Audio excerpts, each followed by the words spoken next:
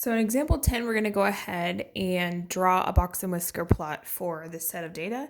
It's already in ascending order, so lowest to highest. So I don't have to worry about doing anything.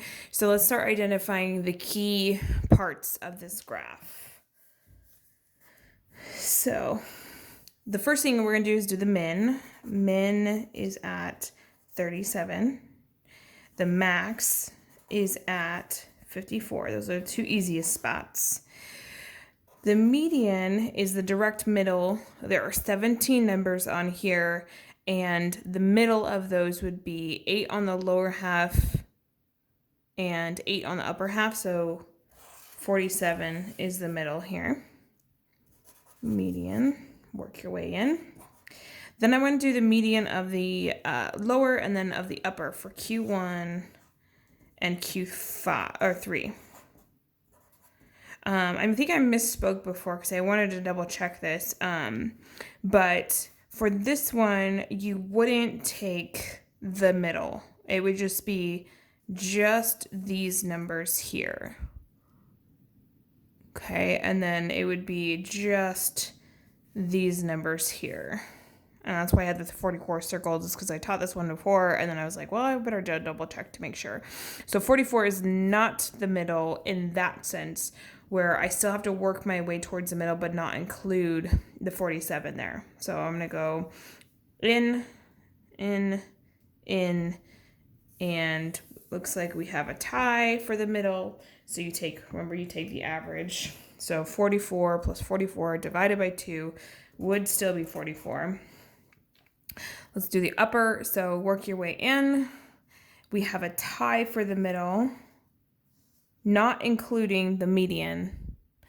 It would be 51.5 for those. Okay, so I think I misspoke before. When you have an odd number of terms, you do not include the median when you do the lower and upper halves. Okay, here we go. So for box and whisker plots, it's important to keep a proportional number line.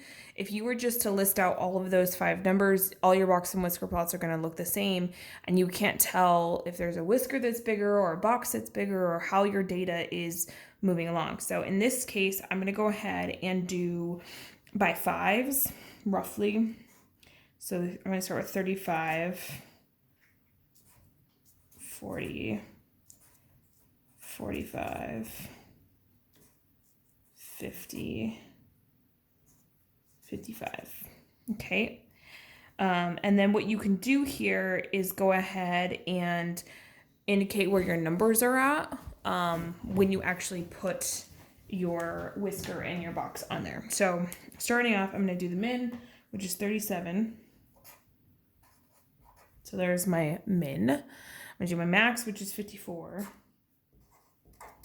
Okay, and then median is 47. My Q1 is 44. And then my Q3 is 51.5.